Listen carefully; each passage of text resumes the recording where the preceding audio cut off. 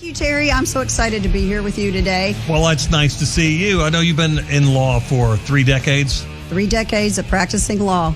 I have a broad spectrum of experience in all areas of law. You want to go in as a district court judge. What changes should they make? Well, one of the major changes why I picked district court judge specifically to be in district court, that's where juvenile court comes through.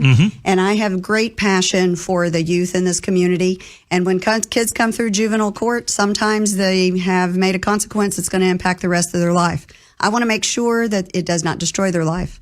I want to make sure they keep their education piece. They might have to have a consequence for their action, but they don't lose their education piece. And currently, district court and family court don't often coordinate together and collaborate and share information, that confidential information. And when a teen is then incarcerated and placed into justice custody, they lose everything that family court has put into place, all of their services, their traumatic-based education, their counseling services. And I would like to change that as a district court judge. That seems like a simple fix with computers. I don't understand that. I agree with you 100%. Does it take a state statute change? No, I think it just takes a piece of putting in confidentiality among the court systems, but both are juvenile, both are J cases, juvenile cases. So, and it has been done or attempted in the past. It's just not had a follow through over the recent years. And I want to be the judge to collaborate with family court. We no longer have a juvenile detention center, and that's created a lot of issues, right? I've spoken with a lot of people who said this creates an additional burden locally. And also, that's just for families connected to the juveniles and, of course, the legal system. Terry, I'm so glad you brought that up because that is one of the key pieces right now. We are sending our kids into Adair County, Hardin County, 2 and 3 hours away when they are placed in a facility. They lose their family.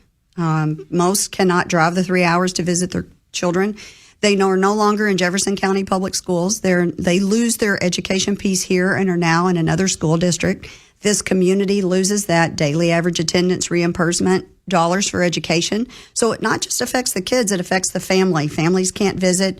Attorneys that are court appointed are here in Jefferson County, not in Adair County. And then the kids have to be transported back here 3 hours to attend court.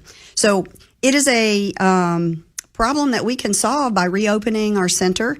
Now, our center needs some upgrades and some things need to occur to make it the best. But what I would like to see happen, I want juvenile justice reform to be the best practices in Jefferson County, Kentucky, where the rest of the nation looks at Louisville, Kentucky and says, we want to do juvenile justice like Jefferson County, Louisville, Kentucky. You feel like you are a balanced person? Have you worked in a prosecutorial role and a defense role? Yes, Terry, I've had prosecution experience in the Attorney General's office in the Commonwealth of Kentucky, and I've also practiced in defense work. I've had my own law office and clerked with one of the best when I was in law school and out of law school with Frank Haddad, so I have great criminal experience. I also have experience as a federal court law clerk, so I was in federal district court with Judge Charles Allen, and I have been on some of the greatest criminal cases in this state with experience. I would say, yeah, that's some fascinating work, that's for sure. Well, Claudette, best of luck to you. People can find you online at Patton, like General Patton, pattonfordistrictjudge.com.